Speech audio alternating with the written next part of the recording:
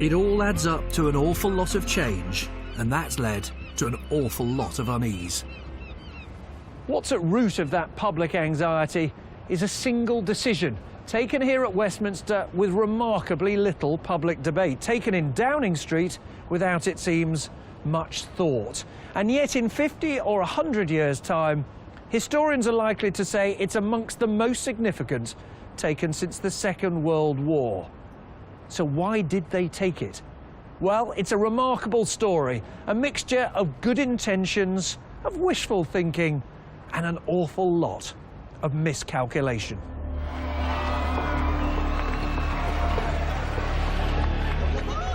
The story begins with the smashing of the barriers which divided Europe.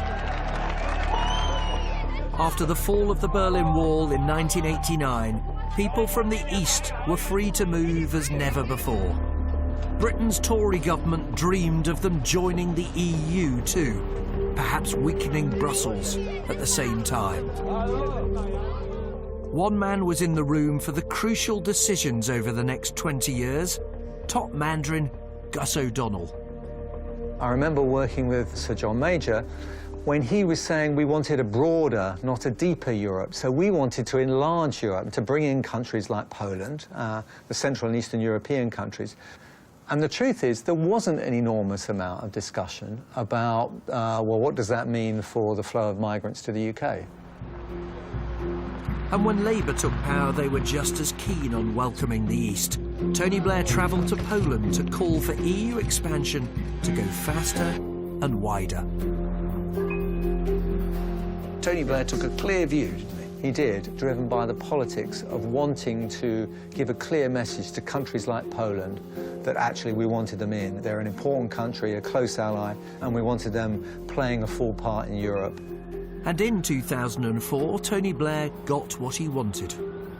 Britain didn't just welcome Poland and 7 other countries into the EU. The British government took another dramatic decision to welcome all their people to come here and work from the very day their countries joined, unlike the governments of Germany, France, Italy, indeed most of the EU. One reason, a massive miscalculation about how many people would come. One of those who did come was Przemysław. When he's not playing punk rock on his Polish radio show, he works as a glassblower, making precision instruments at Southampton University. When Britain opened its doors to Eastern Europeans, it was an opportunity that proved hard to resist. How much more do you earn as a glassblower here than you would in Poland? 6 times. 6 times more? Yeah. And the standard of living? I then never realized before I come here how difficult the life is in Poland. I just said, well, that's how it is, how it's supposed to be. But no, it doesn't have to be that way. And there were plenty of people thinking what Przemysław was thinking. Day and night, East European workers came by plane, boat and coachload, all eager to improve their standard of living. And as their numbers mounted, so too did the political temperature about letting in so many people so quickly. I raised this question repeatedly at Prime Minister's questions, and I was told that I was scaremongering. Most other countries of the European Union have already imposed controls. Why haven't the British government? It is precisely for that And reason. Tony Blair repeatedly said, we've had estimates of how many are going to come, and they were in the low thousands. That always seems to me to be complete nonsense. The Home Office researchers concluded that there was likely to be net migration of about 13,000 people a year, looking forward over the following 10 years.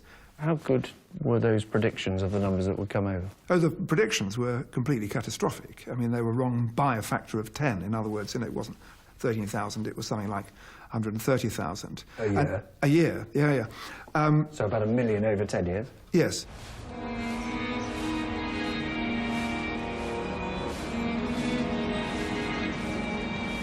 It suits some politicians to blame the forecasters for the choice they made to open the door to East Europeans. In truth, though, the decision had been taken effectively long before the final forecasts were in. At the time, there was another priority: how to find the people to fill the jobs in a booming economy. A new century brought with it renewed belief. We celebrated the Queen's Golden Jubilee.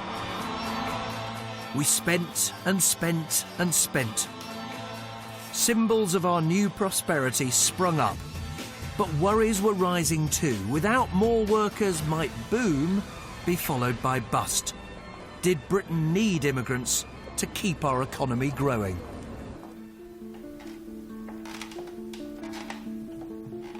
This is the man who gave Tony Blair the answer to that question. Jonathan Porters was an economist working at Number 10. In the year 2000, he and a team of civil servants wrote a report examining the impact of immigration. Published with little fanfare, it helped change the face of Britain. We found that immigrants, on the whole, made a positive contribution to the public finances.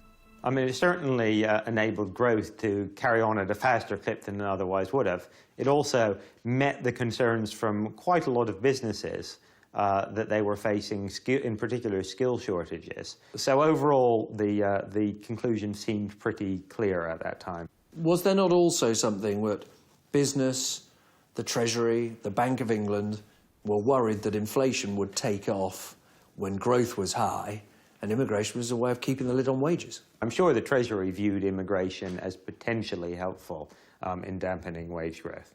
And big business. And big business. And the Bank of England. And the Bank of England, yes. They welcomed the report's conclusion at the Treasury. There is little evidence, it said, that native workers are harmed by migration. Any worries about negative impacts were trumped by the prospect of real economic benefits. With hindsight, we might have wanted to slow it down, but it also turned out to be true that Polish people had a lot of skills. They filled a gap.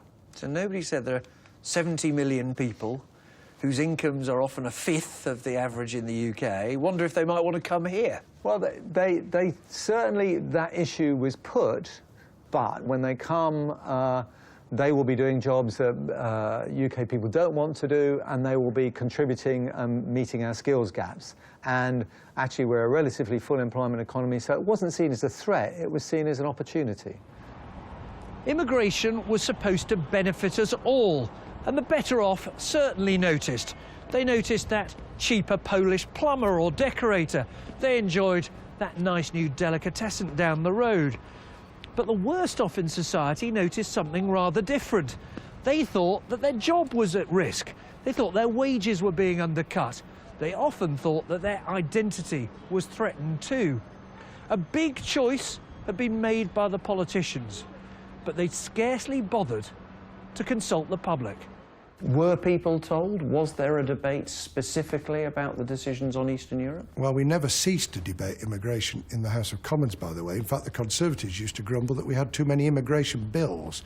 Yes, we didn't spell out in words of one syllable what was happening, partly because of a fear of racism. The people of the country weren't asked about it or told about it, and I don't think that's the way in which politics in a democratic country should be conducted. Public should have been told. Yes. At the time, Labour ministers were afraid of what they called the immigration tinderbox. Labour now says that was a mistake. I think there should have been more debate about immigration. I think we should have had more calm, measured debate and sensible response to people's concerns, but also listening to what those concerns were. You know, listening to people who were worried about jobs or wages, or worried about the pace of change, and to have that debate about it rather than simply thinking you can't talk about it for fear that that might be the politics of the right.